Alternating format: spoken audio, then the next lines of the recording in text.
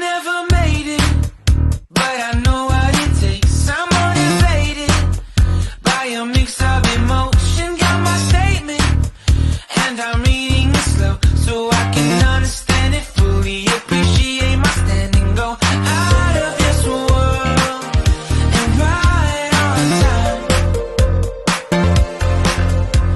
Oh, never in my life have I seen the sky light up like this. I'm far away from Earth and I wanna know if you exist. Mission control, do you read me? Send me my coordinates lately. Mission control, am I drifting? Tie me to someone who will love me. Yeah, wait, I think I'll last a bit. Welcome everyone. Welcome everyone. Welcome everyone to another Ref Brandon and the Todd family YouTube video. Wherever you are, whatever you may be doing, thank you so much for making Ref Brandon and the Todd family a part of your day. We always greatly appreciate it. Of course, it's a Wednesday, so that means it's time for another weekly Top 10 countdown. And as I said in yesterday's video, I actually decided on what I was going to do for this week's Top 10 countdown. About last Wednesday night or early Thursday morning, I had already decided what I was going to do. And it's going to be fun if you love college football, but it's also going to be kind of sad, kind of depressing, and kind of reminiscing. This week's Top 10 countdown is the top 10 best current college football head coaches. And I'll tell you why it's going to be sad and reminiscing as we go along. But if you have any thoughts on this, as always, please feel free to let me know when I get done. I will tell you some of the coaches that just missed the list, and some of these guys might be on this list if I do this list again next year, because this is one of those top 10 countdowns you can do on a yearly basis because it's current head coaches. And of course, that changes on a yearly basis. Not only that, sometimes a coach can have a really good season and then the next year have a really bad season, or leave his current school and go to a new school, and the new school kind of struggles.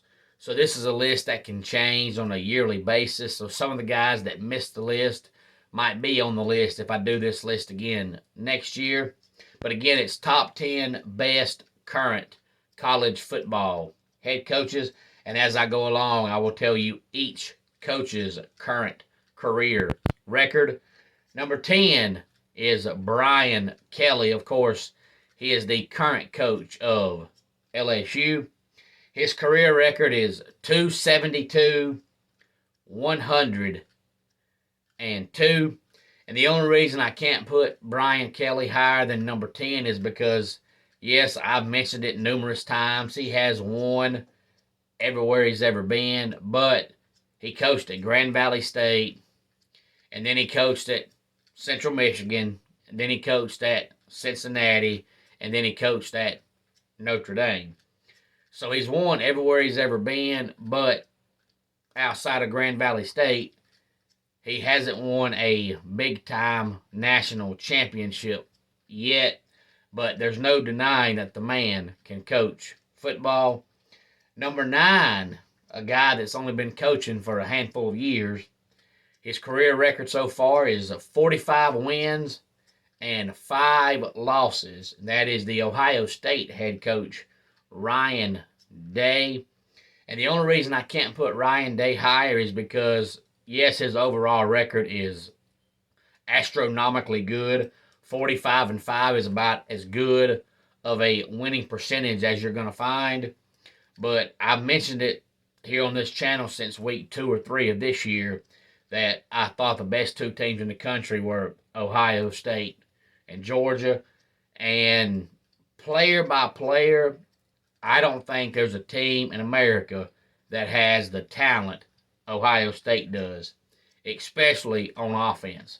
C.J. Stroud is going to be a top 5 NFL draft pick. If he's not the best quarterback in college football, he's second or third. They have the best running backfield in America. They may not have the best overall best running back, but as far as just the backfield as a whole, all the guys combined, they have the best running backfield in America. And then you can't argue their wide receivers. There's no team in America that's close to the wide receiver depth Ohio State has. Jackson Smith and Jigba sit out all year long preparing for the NFL draft, and they still had the best wide receivers in America. How can you have the best quarterback in America, the best running backfield in America, and the best wide receivers in America, and you still can't run the ball at all? And their offense got worse and worse as the season went on, and Ryan Day is their offensive play caller. So if their offense struggles, it's all Ryan Day. And when you have the talent they have, they're still great, but they should easily put up 45 points a game, hands down, no questions asked. And they did when the year started. And then around week 7 or 8, their offense just slowly got worse. No excuse for that except for Ryan Day. Now, Ryan Day obviously can recruit, but recruiting only does you so much. You've got to do a little bit yourself. Number 8 is probably going to shock some people because his overall record isn't fantastic. But if you follow the team at all, you'll know why the man is so good, and that is Kirk Ferentz, or as some like to say, Ferentz. His overall record is 197 and 136. He wins right at about 7 games a year at Iowa, which is what they won this year. But if you follow the program, you know they're never above the top 40 in America in overall recruiting. So you're talking about being outside the top 40, usually outside the top 50. And think about how many teams he plays on a yearly basis that has way more superior talent than he does, but he still wins 7, 8, 9 games every single year, sometimes more than that. The only thing he ever has been able to do consistently is recruit tight ends. If you look right now around the NFL, almost every great tight end came from Iowa. That's because Kirk Ferentz is an old school football coach who still believes in using the tight ends. But when you can't recruit, I guess is how you say it, like Kirk Ferentz can't recruit and you still win, I think that's incredible. I think he always does more with less.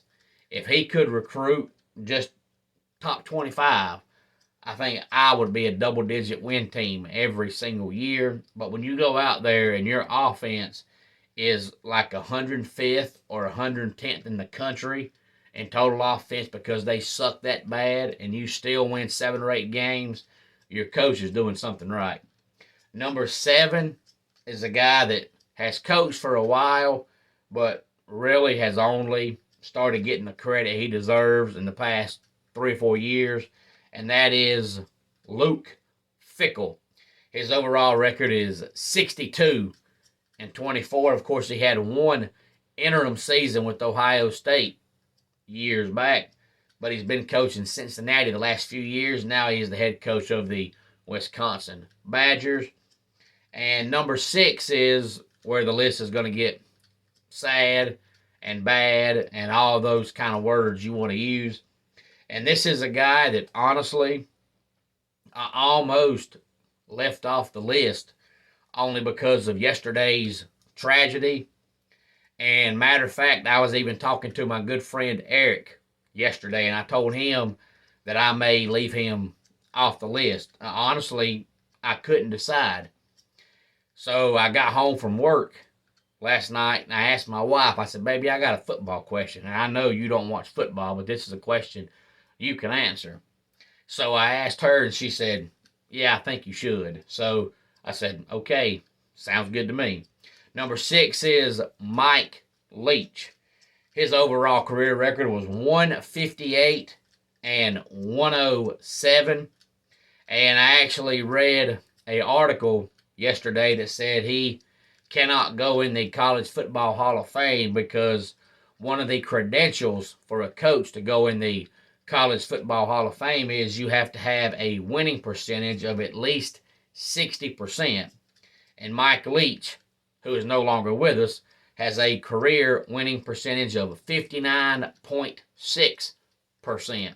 So he basically got penalized for coaching nothing teams because when he went to Texas Tech, they had been a doormat for basically 25 years.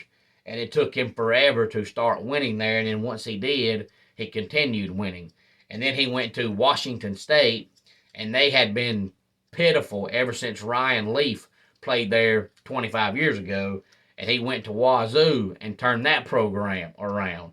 So because he was going to nothing programs and having to take time to turn them around, he'll get penalized and not be able to go in the College Football Hall of Fame as a coach. But 158 and 107 is still a phenomenal overall record. He probably would have hit 60% next year if he could have coached next year. But I honestly couldn't decide on whether or not I wanted to put him on the list because it's supposed to be top 10 best current head coaches.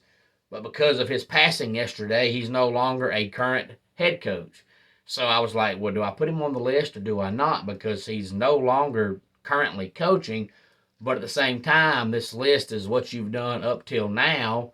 And he had coached up till now. So after asking my wife, and she said, yeah, put him on the list. I said, okay, because I wanted to. But at the same time, I was like, well, really, it's not really fair to put him on the list of current coaches when he's not currently coaching.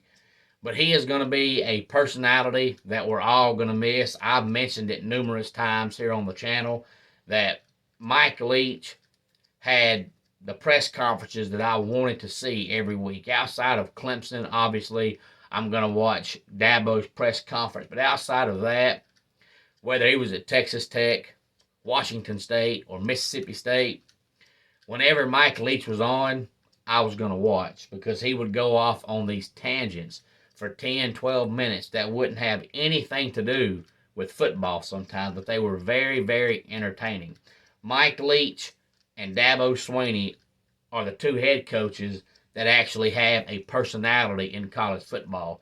And you need coaches to have personality, not the same robotic, redundant answers you hear all the time. Mike Leach didn't care about being politically correct. If he had an opinion, he'd say it. But he never really got in trouble because he was able to give you his opinion without using bad language. He never cussed at anybody. He never talked bad to anybody. He never raised his voice. But he would always give you an honest answer. And I appreciate coaches that have personality. And I've heard numerous stories about people who have met Mike Leach over the years, even way back in the day when he was coaching under Hal Mumme at Valdosta State. And they said that Mike Leach has always been the most humble person they've ever met. And he was the one head coach that I wish I could have met because he was funny and he had a vibrant personality. If you've never watched any of Mike Leach's press conferences, I encourage you, just get on YouTube and type up Mike Leach press conference. And you'll get numerous outtakes from him. And they're all great. But 158 and 107 is a phenomenal record. And I was talking to a coworker of mine a couple of weeks ago. We were talking about Mississippi State. And I said, when Mike Leach was at Texas Tech, he was great. But he never attempted to play defense. He would just go out there and outscore you. Then when he was at Washington State, it was the same way. He'd just go out there and outscore you, never tried to play defense. But at Mississippi State, he's actually played pretty good defense. So I think Mississippi State had a chance to be a top 10 team in about 2 more years. And now they've got to find a new head coach. And things like this shows you why I always sign off every day, and I say what I say when I sign off because life is precious. You just never know. Life's too short to walk around and be negative all the time and be Debbie Downer and always be woe is me. It's just too short, too precious to do things like that. But before we talk about the top five, let's recap numbers 10 through 6. Number 10, Brian Kelly. Number 9, Ryan Day. Number 8, Kirk Ferentz. Number 7, Luke Fickell. And number 6, Mike Leach. This is the top 10 best current college football head coaches. Cracking the top 5 with Kyle Whittingham at Utah. His career record is 154-73. We got to think about how long Kyle Whittingham has been at Utah, and he's turned him into a consistent winner. They have now won the Pac-12 2 straight years. And remember, years ago, they were a Mountain West team. So they've gone from a Group of 5 Mountain West team to a Power 5 Pac-12 team and won that conference 2 straight years. And he never gets the talent UCLA does. He never gets the talent Oregon does. He never gets the talent USC does. But yet he finds a way to beat those teams year in, year out. Just like Kirk Ferentz, if Kyle Whittingham could get top 10 talent, Utah would be tough to beat. That's the one team that teams better watch out for when the playoffs expand, because every year as the season goes on, the longer the season goes, the better they get. Number 4, Nick Saban. Career record of 279, 69, and 1. There ain't really a whole lot you've got to say about Nick Saban. Everybody knows his credentials. Everybody knows what he's done. If you've watched college football for a year, you know who Nick Saban is. Number 3, career record of 161-38, and that is William Christopher Swinney, better known as Dabo Swinney. He's just a coach that continues to win year in, year out at a program that everybody said would not be able to sustain being a top 10 team year in, year out. And now it's been over a decade and they're still a top 10 team. Number 2, Jim Harbaugh. A career record of 132-51. It took him a while to turn Michigan around. And I'm not going to lie, there for a while, even I thought, okay, Jim Harbaugh's reached his peak. He's not going to be able to do any better than what he's done so far. And then they were great last year. And then my personal opinion is they're better this year than they were last year. That's just my personal opinion. And I don't know if my mouth will allow me to say it, but I'm going to try to say, number 1, the best coach right now in America, career record of 79-15 is, I can't say it, it's Georgia's head coach. Everybody knows how much I despise Georgia, so I just can't say their coach's name. My mouth just won't form it to say it. So the best coach in America right now is the Georgia Bulldog head coach. Maybe if I work on it overnight, later on I'll be able to say it. I'm just kidding. The best coach in America, honestly, really, truly is Kirby Smart, and I do hate to say it because there's nothing about Georgia that I like, but everybody knows by now that I'm honest whether I like somebody or not. When I started this channel last year, I said I'm going to be honest at all times in every sport. I'm never going to show favoritism. I'm going to give my honest opinion. I don't want to be one of those YouTubers that people watch for entertainment purposes and entertainment reasons, but when they watch you, they scratch their head and say, was that a funny take or was that serious take? Was that a funny opinion or was that an honest opinion? I don't do that. I try to be funny when I can, when the time is right, but I'm always, always, always honest so everybody knows how I feel at all times. And it's hard to deny what Georgia has done the past 2 years. Now, if you're a Georgia fan, you better enjoy it while it's here because it will not last forever. When Alabama was winning and Nick Saban was dominating, everybody got so excited if they're Bama fans and so mad that they're not Bama fans, thinking Bama's never going to lose again because they were winning national championships like it was handing out candy, and it never changed. And everybody always said, Bama, enjoy it while it's here because it's going to end. And you see Alabama's run is slowly coming to an end. They're still a great team, but they're not the elite team they were 5, 6, 7 years ago. And then when Clemson won 2 national titles in 3 years, everybody said winning's hard. Winning's not easy. If winning was easy, everybody would win. You better enjoy it while it's here because it won't last. And now you see Clemson. They're still a great team, still a top 10 team, but they're not the force they were 5 or 6 years ago. So for all the Georgia fans out there, enjoy it while it lasts. You might win the title again this year, and you might win the title again next year. But there will come a day when the winning will come to an end. And then when it does, that's the end of it. Because nobody, no team, no coach can win forever. It doesn't matter how good of a coach you are. And just because you all of a sudden start losing doesn't mean you can't coach anymore. It just means everybody has their day. Everybody has their time. So enjoy it while it's here. But for now, the best team in America is Georgia. The best coach in America is Georgia. And a few coaches that just missed the list is Mike Norvell, Sonny Dykes, Lincoln Riley.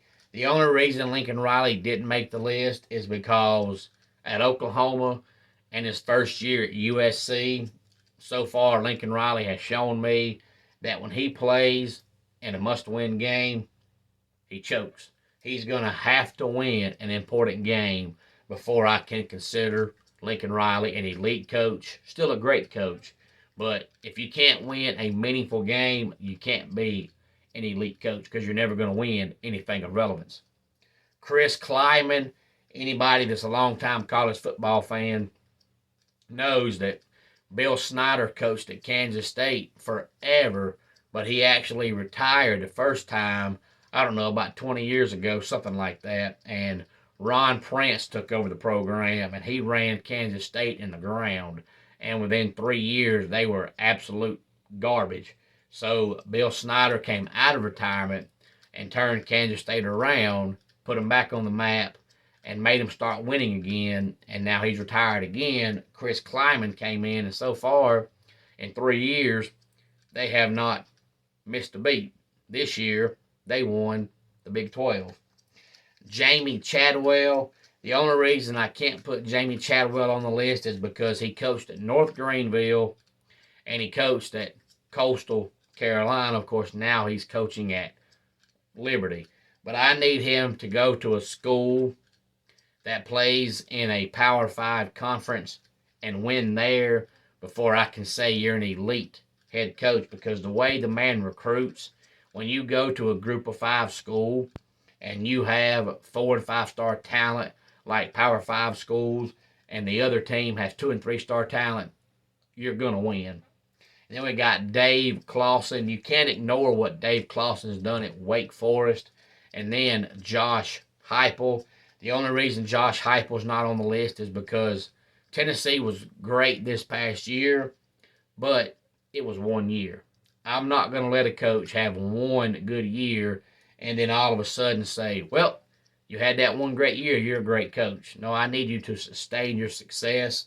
Same reason why I left Sonny Dykes off the list. TCU's a playoff team, but Sonny Dykes years ago coached at Louisiana Tech, and he was great.